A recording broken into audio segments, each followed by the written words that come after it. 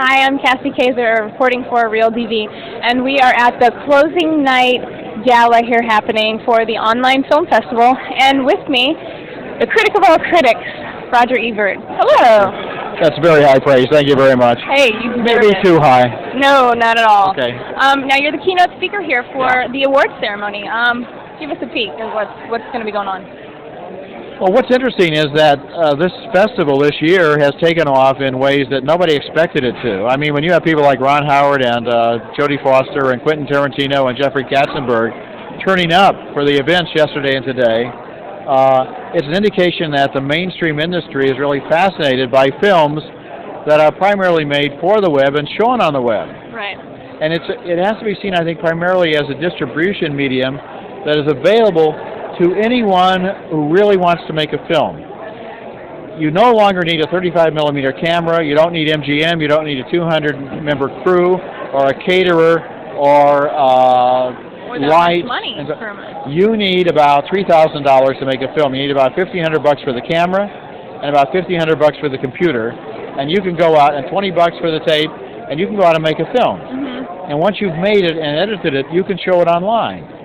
And in particular, that's great for short film makers.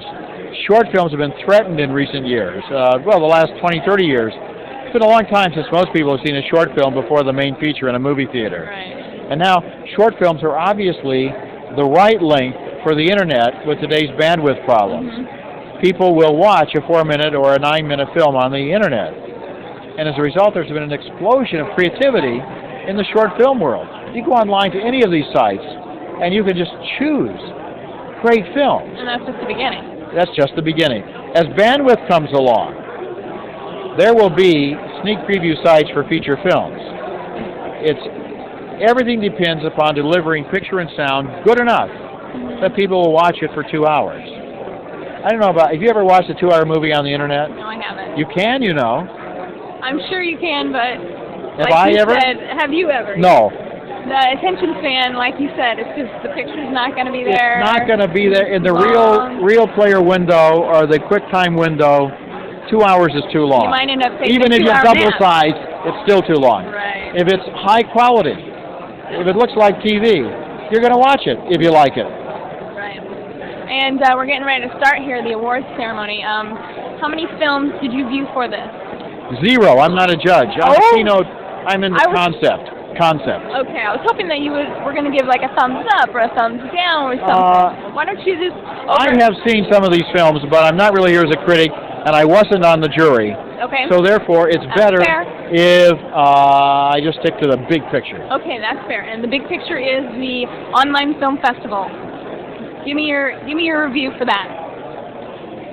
This is jammed. I mean, it doesn't. You can't see it now because it hasn't started yet.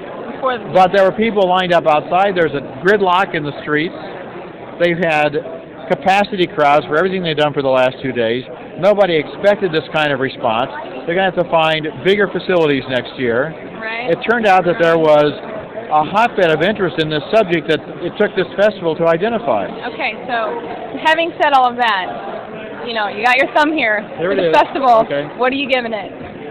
I don't review festivals. I only review movies. You said the big picture. I'm having a very good time. Let's leave it at that. All right, we'll leave it at that. Okay. Roger Ebert says, having a very good time here at the online film festival just before the awards show happening right now.